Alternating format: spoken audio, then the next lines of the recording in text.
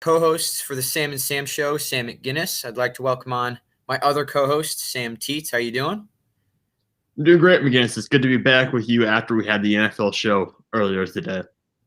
Yeah, and the funny part is we're going to be repeating some of the same information. If you wanted extensive details about our predictions for the NFL wildcard, super wildcard weekend is what they're calling it now. You can look at that. We had a show at 1 p.m. today with Steve Risley and Mike Goodpaster. But we're going to be recovering that. We have that, and then also the NHL is starting up on, I think, this Wednesday. So we have that, and then some NBA and a whole lot of other stuff, and the college football championship on Monday. So we got a lot of stuff. But let's hit it off with our NFL preview and predictions for Super Wildcard Weekend. All right, yeah, so we talked about this a little bit earlier today, but first game of the weekend, Bills versus Colts. What do you think is going to happen in this game? Who's going to come out as the winner?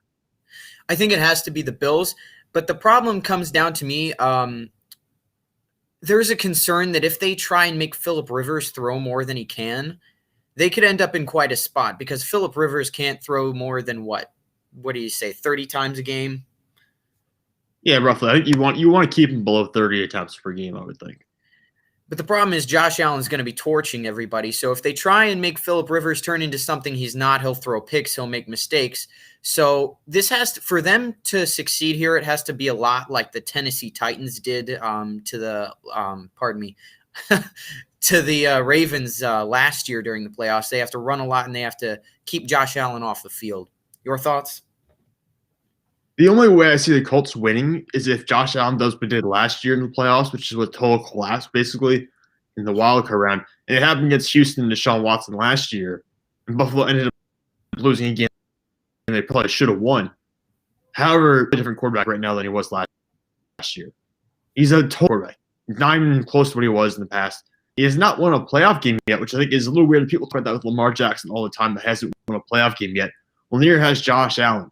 And if we're being honest, I think Josh Allen's a much better chance of getting a playoff win this year than Lamar because the Colts are a weaker team that's been beaten by Baltimore in the past. It's been beat by Pittsburgh. I expect Buffalo to win as well. Well, yeah, and I think it's kind of a bad rap, except maybe Lamar Jackson. I think it's not really fair to say Josh Allen hasn't won a playoff game yet because how many has he been in? 1? 2? That's true, but he's had the same number of years to win a playoff game as Lamar Jackson. Right, but he's also been on the Bills, and the Bills haven't really been a thing until last year. Yeah, that's fair. That's fair, but it was only an easier team to beat last year than the Houston Texans. Yeah, and freaking Deshaun Watson coming out with a miracle there at the end. But yeah, I don't really think you can put a stigma on him yet. Like if you were to lose another playoff game or two, then I'd be like, okay, you can start saying there's a problem here. But I think that'll be completely eliminated since they'll win this weekend anyway. Yeah, if they win this weekend, there's no point in even starting the conversation. It'll be over before it even begins. All right, Rams-Seahawks. We're not sure if Jared Goff's going to play in this game. They're keeping it down to a game-time decision, so we don't know if Jared Goff's going to play. But regardless of whether he plays or not, I still like Seattle to win this game. I'm with you on that one, and Russell Wilson is a better option than Jared Goff or whoever their backup is at this point. I think Jared Goff will end up playing. I think he actually kind of showed some toughness when he played the Seahawks last. You'll note, like, he literally popped his thumb back into place. And if I'm doing my thinking correctly, he was playing with a broken thumb. Yeah, it's not – it wasn't pretty. So he's obviously playing in a lot of pain, playing in a lot of discomfort last time they matched up. But we don't know if he's going to be fully healthy. I mean, just because he had the surgery done doesn't mean he's going to be fully back to what he was before the injury. So we really don't know what we're getting from Jared Goff in this situation. It's all bet on the known factor, which is Seattle and Russell Wilson. Well, and the other thing to consider with that is I'm not sure he's good enough to beat Russell Wilson even when he's fully healthy. Well, yeah, too. That's also in there. So I agree with you in that situation. I think Seattle to me is the favorite in this game. Although it's a divisional matchup, really, so it could be a lot closer than we're saying. I wouldn't be shocked if this is just a 3-point game, but I would still left side with Seattle. If Jared Goff is in, I still think it could be a close game, but Seattle's defense has started playing much better than they were early in the season, and you got to take Russell Wilson over Jared Goff. Yeah, you have to. All right. Washington, Tampa Bay. I think you have to take Tom Brady over Alex Smith and Taylor Heinicke. I'm taking Tampa Bay in this one. The funny part is because of the front. Now, don't understand me here. I'm not going with Washington, obviously. It's Tampa Bay. But if they're going to win, I think it comes down to their front seven giving Tom Brady a fit the whole game and sacking him many, many times. Kind of like, think New York Giants when they beat the Patriots a couple of times. Gave Tom Brady some fits during those Super Bowl games.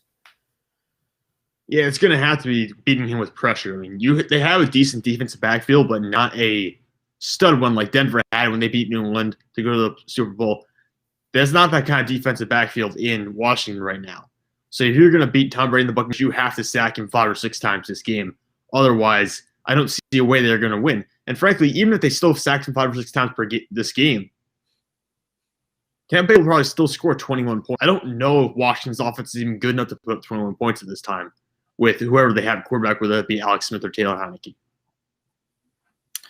Yeah, Washington is a bit of a question, but hey, the Seattle Seahawks at 7-9 also won 1 or 2 playoff games when they were out. So there's always they beat the Saints. They did beat the Saints, so it's a possibility.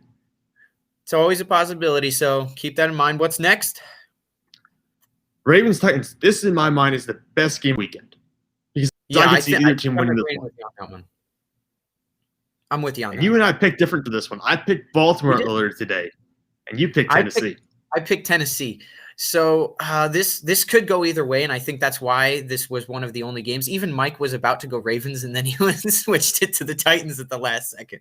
But for me, Ryan Tannehill is better than Lamar Jackson. Derrick Henry is a beast, and you always have to keep that in mind. And Tennessee consistently beats the Ravens. I think it'll be a really good game, and it could go either way. But I kind of trust Tennessee to be the Ravens' kryptonite again. Yeah, I see what you're saying, but I will also throw us out there. Derrick Henry's not unstoppable. No. So when he runs for over 115 yards or more, Tennessee's 8-0. They're undefeated if he gets over 115 yards. When he rushes for under 115, they're 3-5. So if Baltimore, a defense that has Yannick Ngakoue, Patrick Queen, Calais Campbell, Matt Judon, if that defense can hold Derrick Henry to under 115 yards, they have a better than 50% chance of winning the game. Okay, but what have they done this season with Derrick Henry in yards? Yeah, Derrick Henry rushed for over 115 yards. I'm pretty sure the last time he played Seattle. I mean, last time he played Baltimore. So it's not like it's going to happen. I'm not saying it's a guarantee to happen. But there's a realistic chance there Baltimore wins this game. And I'm going to side with the Ravens here just because Tennessee's defense is really bad. Yeah. Ryan Tannehill over here, like what happened to last year's playoffs? Where can we have that back? Oh, they would love to have that back, but it's not going to happen. Now, two teams that do have decent defenses. The Saints are squaring off against Chicago Bears. It's Drew Brees versus Mitchell Trubisky. It's a very awkward quarterback matchup. Who do you think is going to win this one? So I'm going to say this now as a prerequisite. The Saints are going to win. But at some point in the playoffs, the Saints and more importantly, Drew Brees will choke and throw some critical interception or two during a game, and they won't go to the Super Bowl. I don't trust Drew Brees. I've been saying this all season. Sam Teets has had to hear it multiple times to this point, how I do not trust Drew Brees at the end of a season, and I'm going to stick with that. At some point during the playoffs, he will choke. Yeah, but that's the point. It could just be a bad play, and they'll be qualified as choking, though, if he makes one bad play at any point and they end up losing a game. So it's kind of like no matter what happens, if they lose at any point, it'll be considered a choke game in some way or form for the Saints at this point, based on what's happened the last 3 years in the playoffs. Not necessarily. For instance, for the Saints as a whole, maybe. For Drew Brees, not necessarily. Take the Vikings game, for instance, that they lost. Drew Brees did everything he could to win that game. In fact, he drove them down at the end of the game and actually helped them get the what should have been game-winning touchdown. It was the defense that choked there. I wouldn't hold that to Drew Brees. If Drew Brees threw a critical interception as they were going down the field that ended the game or something, then I'd be like, well, okay. Yeah. Yeah, I see that. I think I still put more faith in Drew Brees than maybe you do at this point. And part of the reason is there's a lot of questionable teams in the playoffs for the NFC this year. There's a lot of teams that, like Washington, the Rams, the Bears. I don't really trust any of those teams. I feel like the Rams are the best out of those, though, because their defense is so good. Yeah, oh yeah, I agree with you. And they also have a lot of good weapons offensively as well. probably more than Washington and Chicago do, at least. All right, the final matchup of the weekend, because it wouldn't be football if you didn't put Pittsburgh on a Sunday night game and it'd be the last game of the weekend. And I hate Pittsburgh on the night games. They always the night games. At least it feels like that. I think Washington was the night game. They lost that one. Night game and Bud Dupree tore his ACL. I mean, all these night games for Pittsburgh, I hate it, McGinnis, because they always lose these games or something bad always happens. Bengals, both night games. Exactly. I don't. Why do they have them on the night games? Like, I hate the night games for Pittsburgh. I feel bad because earlier I was going to pick the Steelers and I misheard. I missed what Mike said, so I thought he was talking about the Steelers. So then it looked like I was talking about the Browns, but I'll stick with it anyway. Yeah, I'm picking Pittsburgh in this one. I think there's just enough there for the Steelers. Of course, Ben could come out and play horribly, and we could get blown away. I'm not saying that. Like, I won't rule out a blowout in favor of Cleveland in this game. It could happen, but I will still pick the defense is still good enough. I just can't do it. Pittsburgh. I'm sorry. I just can't do it to myself. First off, they almost lost to Mason Rudolph. Yeah, exactly. Second off, the only other time now this is when Pittsburgh was hot, but still the only other time they played them this year, they lost 38-7. Yeah, it was very early on in the year. It's a different team now, but at the same point, you won by 2 points against Mason Rudolph. I understand that they're getting some players back this weekend, but you're also missing a couple guys because of COVID-19. So it's not like they're getting that much better from last week to this week. So I still think Pittsburgh has this one. It could be a closer game than I would like. I'm hoping it's a clean win for the Steelers because I'd like to get some sleep on Sunday night. But, if Cleveland wins, I don't know if I'm ever going to hear the end of it. This is the part of the show where we realize that me and Sam Teets have enough things with Mike that you stop hearing about other things because new things come up all the time. That's basically what it is at this point. But anyways, let's keep this moving along. So I don't want to give Mike any more material that he needs to throw back in our faces. You have a quarterback comparison here that I actually don't know who these two players are. I haven't looked at these players yet. That's interesting. All right, you want to pull up the stats for the first player? Yep, I believe. Let me make sure I got the first player right. All right, so 12 touchdowns, 1 interception, and you can read the yards and completion percentage yourself. So this is player 1, and this is player 2. I haven't looked it up. I don't know who these guys are. I haven't put much thought into this yet. But obviously they're playing very well. This is a side note. This is in the last 4 weeks of the NFL. These are both playoff quarterbacks. They're headed in. The first one is Tom Brady, and the second one is Josh Allen. So the question is, I actually figured out the second one. I actually figured out the second one was Josh Allen based on that one. I thought the first one could be Aaron Rodgers. I didn't realize it was Tom Brady. Tom Brady's playing exceptionally in his last 4 games headed into the playoffs. So who do you have, despite even with the stats? The stats, although a little bit favor here, Tom Brady, not by much. There's more than just stats to consider. Who do you think is hotter coming into the playoffs, Josh Allen or Tom Brady? I would still go with Josh Allen, the Bills in general. I know Tom Brady has played well, but he's played well against really bad teams. I think Josh Allen's played well against better teams, including this past weekend against the Miami Dolphins. I know he threw an interception to open the game, but after that, he demolished them in 2 quarters and then sat the rest of the game. So I think Josh Allen's played better competition. I think he's playing just as well as Tom Brady at this point. I mean, look, this is Josh Allen's numbers up right now. These are Tom Brady's. They're pretty much not the a same. huge It's difference. very thin margin. And frankly, I mean, let's be honest, Brady's got better weapons as well. So I think Josh Allen's still the hotter hand going into the playoffs, but I think both quarterbacks are in the right frame of mind to enter the playoffs at this point. Yeah, so there's your just fun player comparison. I'm excited to continue to keep that going. But since there's so much NHL news today, I felt bad. I thought about putting NHL players there, but then I was like, nah. Sam Teets, don't do it to me. All right, well, we don't need to do it. You're gonna have your NHL segment here in a second. Stuff for you. We don't need to add more NHL stuff for you. All right, so I'm going to quickly breeze through some NBA news here. So Karl Anthony Towns, he might be finally returning to the Minnesota Timberwolves. He's been out for a little while, but it sounds like he's getting raised, I believe, for the upcoming matchup Minnesota has, so they might come back eventually. The 76ers have about half their team, if not more, are quarantined right now, COVID outbreak after Seth Curry tested positive. Kyrie Irving did not play last night. He's not playing this night either because of personal reasons we don't know, hasn't specified. So I'll be interested to see what the story is around that.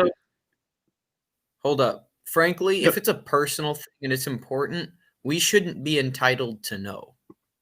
Wait, here's the thing though, because those personal reasons aren't always Right. NBA They're, players. they're Sometimes when NBA players vanish like that, it's not always for the best reasons. So it's not like it's not that's not saying they're doing something like illegal, but it's not saying that sometimes it's just the personality. And with Kyrie Irving, Kyrie's not a bad dude, but he comes across as very arrogant. So I think he's going to be projected in a negative light in the media because of this. We don't know the reason for it, but I'm not saying it's not going to be like we're not entitled to it. You're right, but it's not something we should automatically assume he's like a dire only matter or something like that. We shouldn't assume that is either because there have been instances where guys just vanish and we find out that they were out partying or something like that. So it's not always it's not always a dire situation, but there are times where I agree where it's internal family matters, something like that, and that should be kept private. Yeah, I don't know. However you want to try and figure that one out, NBA, you do that. Yeah, you do that. We'll figure it out. We'll just kind of sit here and wait for the answer to come out eventually. A couple more takeaways from the start of the season. It's going to be a very long year for Steph Curry and the Golden State Warriors. I mean, they're struggling. I'm trying to find them in the standings right now, but they are not. They're 4-4. Looks like it's going to be a rough ride for them for the rest of the year. Meanwhile, the Phoenix Suns are atop the Western Conference at 6-2. When was the last time that happened? The Phoenix Suns are legit. I love their combination of Chris Paul, Devin Booker, and DeAndre Ayton. That's a great young core. I think they're going to finish as a top 5 seed, if not a top 4 seed in the Western Conference this year. Meanwhile, in the Eastern Conference, what the heck is going on? Philadelphia has the top seed, followed by the Orlando Magic, and then the New York Knicks are the 5th seed at 5. Meanwhile, the Nets with Kyrie Irving and Kevin Durant are 5-4 in the 7th seed, and the Miami Heat, the reigning conference champions, are the 11th seed at 3-4. And the Raptors, a playoff team who's 2 years removed from a championship, are 1-6. The Eastern Conference is crazy, man. I have no idea what's going on that side, but that's going to be a lot of fun to watch as it plays out the rest of the year. I will say this, and I think this goes for the NHL too. You get kind of craziness in the beginning of the season, and eventually it settles into at least more what you think would be reality. So I wouldn't. Yeah, I think once we hit like 25 games, everything will start settling down. But for now, I think it's going to be craziness. I'm just going to enjoy it. Yeah, and then usually, correct me if I'm wrong, but sometimes then you'll actually get a couple of those teams that end up staying up there for whatever reason. Oh yeah, I think let me pull up the Eastern Conference. I think the Magic might stay up there. I don't think the Knicks will. The Magic might honestly stay up and be a top 5 seed this year, just for whatever reason. Fun stuff. Nothing like parody, eh? Yeah. And speaking of parody, NHL preview. Let's get into it again. Quite a lot of stuff here to go through, so we'll kick it off here. Give us some NHL news or give us your predictions. This is the most NHL stuff I think I've ever had in a show, and I think Sam Teets is going to throw a fit. But we're going to start with this long time, and this blew me away. But longtime captain of the Bruins, Zdeno Chara, who is 6'9", by the way, goes to the Capitals, and now Patrice Bergeron is the new captain of the Bruins. This really surprised me. I don't know if I just kind of missed something because at the end of the season he was like, "Yeah, I'm still going to be a Bruin," and then it was just a few days ago he's like, "Go on." So I don't know what happened with that. But yeah, for whatever reason, he's done with the Bruins. He's moving on to the Capitals. This should be a good addition for him. He's still a good defenseman. He's huge, so that always helps. Size doesn't hurt, especially when he can still skate properly. He's got a ridiculously long stick, helps him poke check. And this is a loss for the Bruins, even though he's like 42 or 43. They're still losing, and they lost Torrey Krug too. So they've lost 2 good defensemen in their lineup. Yeah, so how will that impact the Bruins in terms of like their standing in the NHL this year? Do you think that will have? I mean, the divisions are all messed up, so there's no point even going back and looking at divisions from last year and saying how will that alter it. Does this immediately make them a worse team this coming season? Oh, 100%. Zero questions on that. I guess for whatever reason, I wasn't thinking about this when I was writing this up, but I think I'll end up putting the Flyers at number 1 ahead of them. But yeah, this definitely hurts. You know, defense helps out goaltending. It's one of the reasons Tuukka Rask has been so good. I still think he's one of, if not the best goaltender in the NHL. But without defense, it's much harder to stop. Yeah, I mean, no kidding. I think it goes the same for almost any sport, though. You got to have defense. Yeah. If you don't have defensive stability on any sport, you're kind of in trouble. All right, we move on to the next thing here. Blackhawks captain Jonathan Toews. I know it looks like toes, but it's actually Toews. Is out for an unknown period of time, or at least unknown to me, with an illness. I saw something that's 4 to 6 months, and another thing that was just like it looks to be unsure. But if the 4 to 6 months thing is true, that's going to be a significant blow to the Blackhawks, who are already in a terrible place after getting rid of both of their good goaltenders this offseason, and now they're losing their captain to an illness. He hasn't been showing up for training camps recently. Yeah, so we don't know what the illness is, though. We have no idea. I just heard it was an illness. To me, like I don't think it's COVID-19. I feel like that would have been mentioned. Well, yeah, that wouldn't be months either. It wouldn't be a month or something like that. That wouldn't be the thing that was last 2 hypothetically. He just felt like he wouldn't be able to play his best. So he's not coming. He's thinking about his teammates clearly, in all the statements I've read. It's just unfortunate for him. You never want to see this, even if there's a certain team you don't like or do like, you never want to see a player injured. Unless maybe you're like one of the Bruins players, and then sometimes people get kind of mean about that. But outside of people being jerks, I don't really think there's ever a time you want to see a player missing time. So this is just unfortunate for the Blackhawks, and it actually is one of the reasons they're dropping in the standings for me. Yeah, he's not the only player who's going to miss time, apparently. You have another player down here who's going to miss 4 to 5 months. Yeah, Kirby Dach, who actually, and this is the most unfortunate thing ever. This guy was about to come and play in the NHL. And he got injured during the World Juniors Championship, had surgery, and is now out for 4 to 6 months, or 4 to 5 months, pardon me. So if I'm doing my math correctly, January, February, March, April, May, yeah, he could very well miss the entire season. He's relatively young, right? I mean, has he played? Was he here last year? The Curb, I don't think so. Kirby Dach is part of basically the Prospect Canadian team, or was, which is what the World Juniors kind of is. The U.S., on a side note, won the gold against Canada. I saw the highlights of that. We won. Yeah. 2-0? Yeah, it was 2-0. Spencer Knight had a fantastic game. He frustrated the heck out of the Canadians, and we beat them at their own sport. So, yeah, there's a fun fact of the day. Our prospects beat them. Yeah, that's great. I mean, I was watching the highlights of SportsCenter the other day, and it's always great to beat teams like Canada in hockey, just to show that, we do have our own young prospects who are very good at the sport, despite it not being the most popular in this. Yeah, by the way, we should change that. It should at least be the second most popular sport in this nation. I know this is not the same thing Teets agrees with here, but watch him hockey sometime and thank me later. I think one other thing that needs to be mentioned is the Stars are going to miss a couple of their opening games. They might be rescheduled because their facility is now filled with COVID-19. So that's unfortunate to see something like that, like we saw with the MLB so quickly. I do think they'll still be able to go ahead with the season. It's just going to be weirdness like that, like we've seen with the NFL and MLB. Same thing will be true for the NHL. Yeah, and usually with this stuff, it starts off kind of rough, but then they figure out as it goes on. I mean, look at the NFL. They had to shuffle a lot of stuff around in the first 6 weeks of the season, but after that, last 12 weeks were pretty consistent. So I think once you get through the first opening weeks of the year, and once you get past this first brush up with COVID, everything will get a lot easier for other leagues as well. All right, and now let's quickly run through the final predictions we've got for the NHL. We're just going to put them up real quick, and then division at a time, maybe say something or two real quick, and then move on to the next division. We don't need to spend 10 years on this. We've talked about predictions for a while now. Yeah, do you want me to share the Google Doc? Do you want me to share the screen? Mine as well. All right, I'll pull it up real quick. But you can start rolling into it. You can start with the North Division. Yeah, I can start rolling with that. Okay, so the North Division, which is basically just the Canadian division, I put the Flames first. I trust Jacob Markstrom on this one. And obviously they got a lot of players just in general from the Canucks who were very good this last year.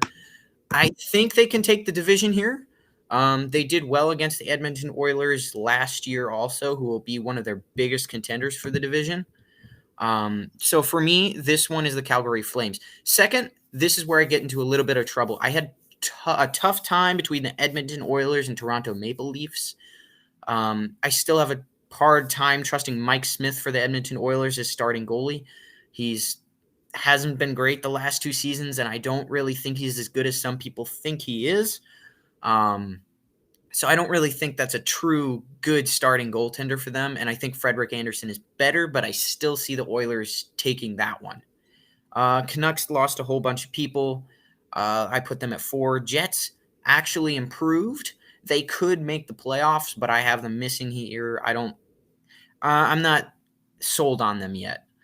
Montreal, I don't care that you got Jake Allen. I don't care what you did this last postseason. You're still a mess. And then the Ottawa Senators are the basement, so they're going to stay there. Matt Murray is going to die in that system. Either that or he will do good, but they'll still suck. Yeah. All right, we move on Western to the Division. Yeah, West, we got Avalanche. I'm keeping up there. Vegas Golden Knights, Blues. The Blues could actually win this division. It just depends on exactly how things go. They did get Torrey Krug. That was one of the defensemen we just got done talking about. So that's a good, solid defenseman you got there. But this might also rest a little bit on how Jordan Binnington ends up playing. And then the rest of the division is just kind of muck. Is there a chance the Golden Knights win this division? Because you have them at 2, obviously. I think there was a chance they get in there, but is there really what odds would you give them to win the division? Do you think there's like a 50% chance? Do you think it's more of like a 30% chance? How would you view in that sense? If I was going to break this up by percentages, I would probably do 50 Colorado, 30 Golden Knights, and then 20 Blues. Like, they've all got a decent chance. Any of those 3 teams, I would not be surprised to see the division. I do expect it to be in those 3 teams should be the top 3 teams. Regardless of what order you put them in, that should absolutely be the top 3. None of the other teams even come close. All right, so moving on to the Central Division. This is supposed to be a stacked one, McGinnis, and it certainly looks that way from the teams I'm seeing up the top here.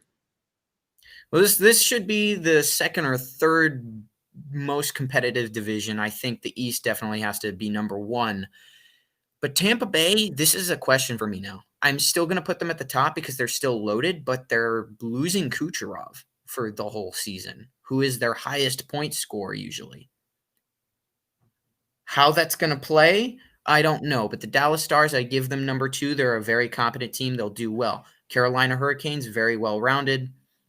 There are some questions they have, but I'm going to give it to them. Blue Jackets, they need more offense still. And I don't completely trust them to be totally consistent. Panthers, this might largely depend on how their defense and goaltending play out. If they somehow turn it around, which is totally possible, then they could very much so pass the Jackets and maybe even the Hurricanes in the standings. And even if their defense and goaltending got good enough, they could become contenders themselves, but that's the pieces that are missing for them. The Predators are a mess, and both their goalies choke in the playoffs. And I got to do something. I just want to bring this up real quick. I got to do something that made me happy. You know how the Red Wings are not dead last in the division right now? Oh, you have no idea how happy that makes me. At least not in your projections. We'll see it. We'll see how it plays out that way or not. Yeah, we'll have to see. But with the improvements the Red Wings have had, along with the fact that the Chicago Blackhawks don't have any goaltending to be spoken of, at least for now, that we know of, and now they're losing their captain for who knows how long, I kind of see them as being absolutely atrocious this year. Remember, they were dead last in their own division this last year. Yeah, they were. So I think there's the chance that you could see, well, let's put it this way. They've got some very competent teams towards the top of this division, but you get down to maybe the bottom 3 here, the Predators, Red Wings, and Blackhawks, and it's not looking so good. Yeah, no, the bottom 3 are not very good. I'm hoping that the Red Wings over the next few years will be able to build around themselves and hopefully Thomas Greiss. But we'll see. All right, so that takes us to the East Division. Is this the one you think is the most competitive? Yeah, I think this has to be. And I'm going to switch this up a little bit. They lost some defensemen. I'm actually going to put the Flyers real quick ahead of the Bruins here, and Bruins will be second. All right. So you can flip that real quick. The Bruins are still a good team. Their new captain, they still got the perfection line. They've still got Tuukka Rask, but they're missing 2 critical defensemen. Then you got the Washington Capitals. Their goaltending situation is still going to be interesting. Pittsburgh Penguins, they're still a good team. I don't think they'll – and now that I'm looking at this, not only are we going to see the battle for Pennsylvania 8 times this year, we could potentially see a situation where they then also play each other in the playoffs. Talk about seeing the same team many times. Yeah, well, you guys got 3 New York teams in here. Islanders, Rangers, and Sabres. They're all from New York. Yeah, so I moved this around a little bit. The Islanders are still a good team and honestly could still make the playoffs. But that top is going to be rough trying to make the playoffs in this division. But man, I'm just not seeing enough from the Rangers. I'm still not sold on their goaltending yet. And they've got young talent, but it's not enough yet in my mind. So I put the Islanders above them. Sabres have some talent, but it's the Sabres, and then the New Jersey Devils are rebuilding and are a mess. Yeah, the Devils aren't going to be competitive anytime soon. All right, opening day games. Who do you like in these situations? I wasn't even going to pick these, but we can in a second. But I was just running this over. Your first game, speaking of the Battle of Pennsylvania, you actually do get the Flyers versus Pittsburgh. Then you get the Canadiens versus the Maple Leafs, Blackhawks versus Lightning, Canucks versus Oilers, and Blues versus Avalanche. 1, 3, and 5 will all be on NBCSN. So if you all want to see those, you can, again, thank me later because hockey is amazing. And should not be the second most popular sport in America, McGinnis. It should be the first, but that's because this is my favorite sport. Okay, McGinnis. Okay. It's because it's my favorite sport. It's not everybody's, but this is mine, probably followed by football. So those are my top 2 right there. Well, yeah, I would hope that you play football, so I would hope that it's one of your favorite sports. We can finally move on, and Sam Teets is now going to be finally happy that we get to move on from the NHL. Yeah, we do get to move on to our next segment. It's Thinking or Dreaming. Of course, we do this every day or every time we do the show. And basically, we each read off 2 statements. We tell the other person whether they're thinking or dreaming, or it's a realistic situation, or whether it's just unrealistic and they're another moron. So we're going to go through it and see how this plays out. I think mine, one of the ones I gave you doesn't make a lot of sense now after we've done the rankings for the divisions. But I'll give you my first one. And it's college football. I know college football is not necessarily your forte here, but I have Alabama will defeat Ohio State in the national championship game by 2 touchdowns or more. I don't think they're going to be able to cover that Heisman winner, first off, at all. Second off, Alabama will definitely win. But dang, OSU pretty much handled Clemson. And Clemson was supposed to be the biggest battler for Alabama. I think I regret putting college football on the dock for today. I should just have ignored the whole situation entirely. I didn't want to talk about Clemson today, but yeah, they killed Clemson. They really stomped on them. They pretty much obliterated Clemson. So OSU could even win. I don't think they will, but I don't really think you can say for sure this will be 2 touchdowns. So I'm going to go with dreaming here. This could be a very good game. I hope it's a very good game because the first 2 semifinal games really weren't good games whatsoever. Alabama blew out Notre Dame and OSU blew out Clemson. So hopefully we get one close. I'd like to see Alabama obliterate OSU. It would make me happy. Yeah. 42-0, 52-0, something like that would be nice. Yeah, I don't like Ohio State. I want Alabama. Listen. When a Clemson fan says, I'm about to win the national championship game, you know it's bad. You know it's a bad situation. But no, I do want Alabama to win here. And I do think Alabama will win. So I agree with you on that point.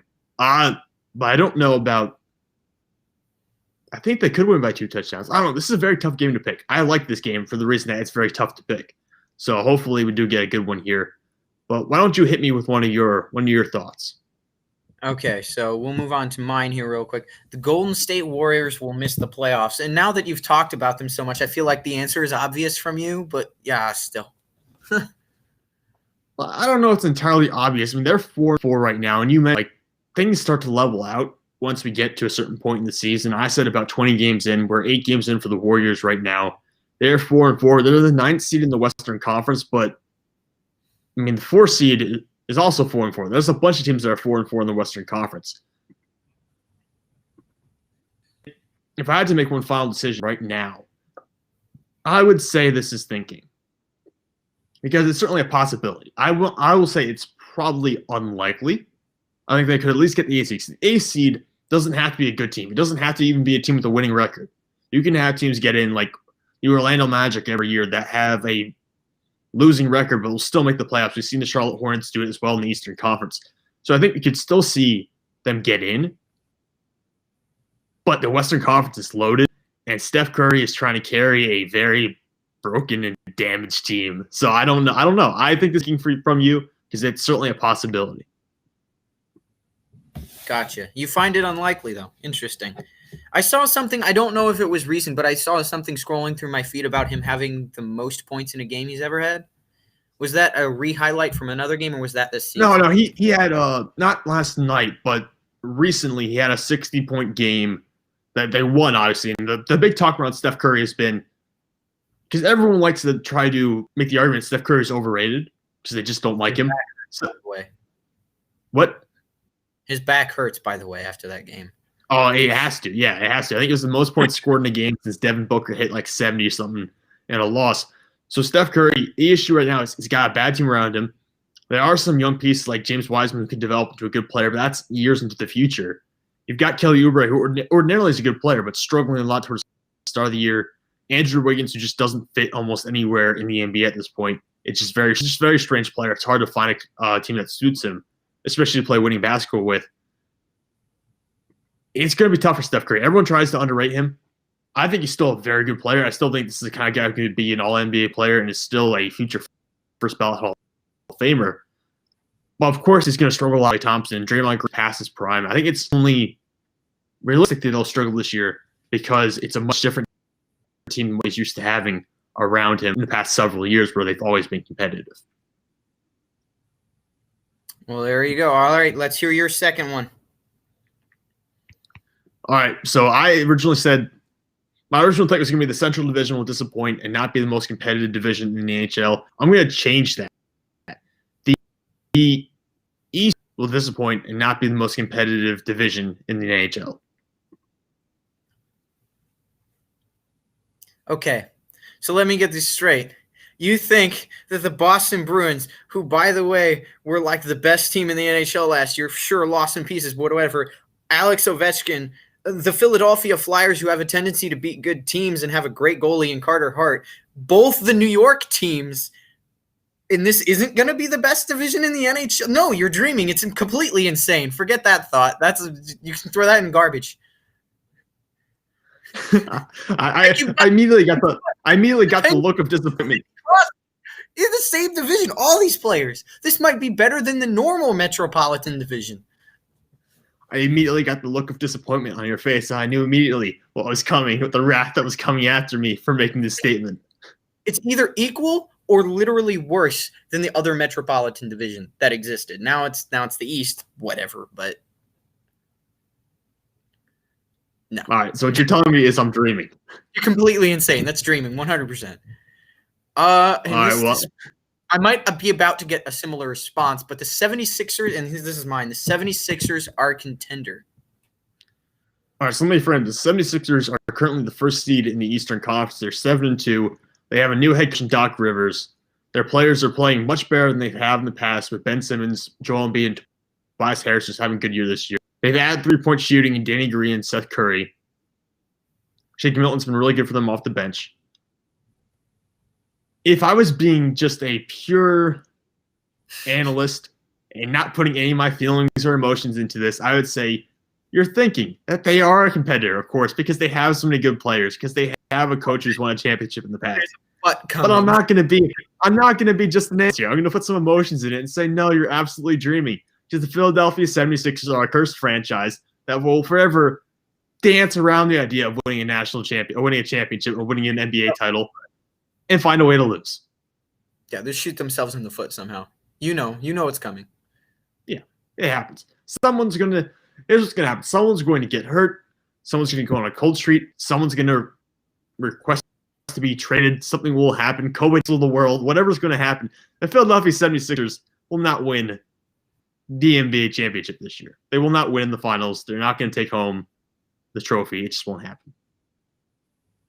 There you go. And I think that's all we got for the show, because even though the championship of college football is what we had on the docket last, we kind of already talked about that.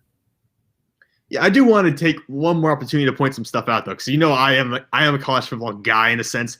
I'm the college football guy. Even though I don't watch a ton of college football, I've just been labeled the guy by my good pastor and by you. So I'll say this. Alabama's offense right now is arguably one of the best of all time.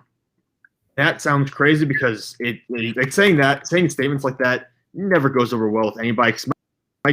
Mike will come out of the well, back in the 1980s. There was and I'll have to deal with that. Yeah, back in the 1980s and 70s when the world was right and all that argument stuff. Someone will come out of the woodwork and tell me that there's a team from all the way back when that was much better, but Alabama's team is one of the most efficient offenses in history. They have Najee Harris, who is arguably the best running back going into the NFL draft this year. He should be a first-round pick, in my opinion. You've got Mac Jones, who some people believe he's a Heisman candidate. He was a Heisman candidate, by the way. And some people believe he could go in the first round. It could be the fifth quarterback off the board. You've got Alex Leatherwood, tackle, who's going to be a first or second-round pick. You've got Deontay Brown at guard, who's going to be probably taken in the top 3 rounds, I would believe. You've got Devonta Smith, who will be the first or second receiver taken on the board. And you got Jalen Waddle, who could play, by the way, could potentially play because he's been practicing apparently, even after breaking his ankle earlier this year. And he'll be one of the top 3 receivers taken in the first round as well. You got all these guys on the offensive side of the ball. Defensive side of the ball, it's not nearly as good as what's been in the past. So you kind of cancel out, even though they have Patrick Surtain. And they've got some guys like Dylan Moses, the linebacker. It's not going to be as good as what it is in the past. But then again, neither is Ohio State's defense. Alabama's offense is so loaded with NFL players, future NFL stars. I can't imagine them losing to Ohio State, even though Ohio State has Chris Olave, Justin Fields. They've got Trey Sermon. They've got some really good players there, Wyatt Davis, but it's going to be Alabama holding the national championship trophy. And you know what? I'm happy because Alabama fans are less annoying than Ohio State fans. Also, there is a potential for Mac Jones to be taken by the Saints in replacement of Drew Brees. There is. I mean, he's going to be available down there in that part of the draft. That's where he could go. So, yeah, there you go. There might be a future replacement for Drew Brees. As odd as, okay. Yeah, I don't know. I don't like to think of that idea. I just don't like to think of a rollout Drew Brees yet. We'll get there eventually, but not for a few more weeks at least. It's coming within a year or two, or actually just a year. It's going to be anywhere from this. Oh, what are they? Do they play Saturday? Oh, I think it was this. Yeah, they play. No, they play Sunday. They play Sunday. Okay, so it could be as early as this Sunday, or as late as the end of next year. But it's going to happen between now and then. I think the reports so far saying he's leaning towards retiring after this year. So you could see the last time Drew Brees plays this Sunday, though unlikely. But they're not going to draft a quarterback in the first round. Why would you do that when you have Taysom Hill? That is a ludicrous idea. You're going to reverse that statement, pretend we never heard it because Taysom Hill isn't a starting quarterback in the NFL and never will be. There you go. That's not what Sean Payton thinks, so it doesn't matter. Listen, Sean Payton is a genius, except in this case. That is the stupidest idea ever. Taysom Hill is not the long-term answer. He is a utility player. Use him as a utility player. That's where he works. Stop pretending he's a quarterback. Let's put it this way. Jalen Hurts in his first start in the NFL out Taysom Hill. He did everything Taysom Hill was supposed to do, and he beat him with it. So let's put it this way. If a rookie second-round pick in his first game of his NFL career can play better than Taysom Hill across the board, maybe Taysom Hill is the answer to your franchise. No, it's just a thought. No, Taysom Hill is total. No, no, he's not. Heck, oh my goodness. Jameis Winston, who threw 30 picks in a season, is more of a starting quarterback than Taysom Hill is. Yeah, and that's a scary part. That's a scary thought. I told you Taysom Hill really is not. Scared, Taysom Hill? No. Yep. I would like to remind you very quickly that The Grueling Truth is sponsored by Manscaped. You can go to manscaped.com, use promo code TGC20 for 20% off your first order and free shipping. The promo code still works as far as I know, so we're going to keep promoting it. Again, 20% off your first order plus free shipping. And like I said, whenever you go use that promo code at manscaped.com, helps out the show. It helps out The Grueling Truth in general. We really appreciate any support you guys can give us. So make sure if you have the time or, I don't know, the money, we would very much appreciate you go into manscaped.com and using that promo code. But for now, I think we've wrapped it up. That's all we want to talk about, right, Sam? We're done. Didn't Mike mention earlier on the NFL show we have a new sponsor coming in a month? We do have a new sponsor coming. He's been doing a lot of work behind the scenes. I have not been entirely involved in that. I'm not look, Mike is the guy who does the behind the scenes stuff, who runs the website. I'm kind of just here for helping create content. I'm the kind of the punching bag who doesn't know. I'm like the young kid who doesn't know anything, and Mike will just come on and try to embarrass me on the NFL show, and that's generally how it works. Or in Steve's case, try and make me look like such a youngin', and then I have to call him fat. Well, and listen, the majority of the population is young to Steve at this point. Okay, let's not asking for too much. Ouch, dude, mine was bad. Steve, don't worry, Steve will come back and get me. Steve will come back and get me on Monday or whenever next time I see him. So if Steve watches this, since he might be on next week, you got to come up with something more than just you're young. Because I just wrecked you a second time, and you're not even here. That's unfair. Because he can't come back with it now. Well, he could be in the comments if he wanted to, but we don't have any comments on the show right now. So, he's missing out on an opportunity there. But I guess we'll wrap the show up here. Got done in about 45 minutes. That's pretty good. I honestly thought we could go for an hour and a half based on how long the document was, but we got through the NHL stuff pretty well. So half of the document was the NHL stuff. Hey, it was good, though. I mean, that's good stuff. We need the promotion stuff. The numbers were high. The watch numbers were pretty high throughout the show. We'd like to thank everyone who watched. This is the Sam and Sam Show. You can find us on the Grueling Truth Facebook page every Friday at 9:30, unless, of course, there's some schedule changes. Sometimes it happens. Sometimes availability for one of us changes. We try to keep it every Friday at 9:30. So we hope to see you all next week. Thank you guys for watching.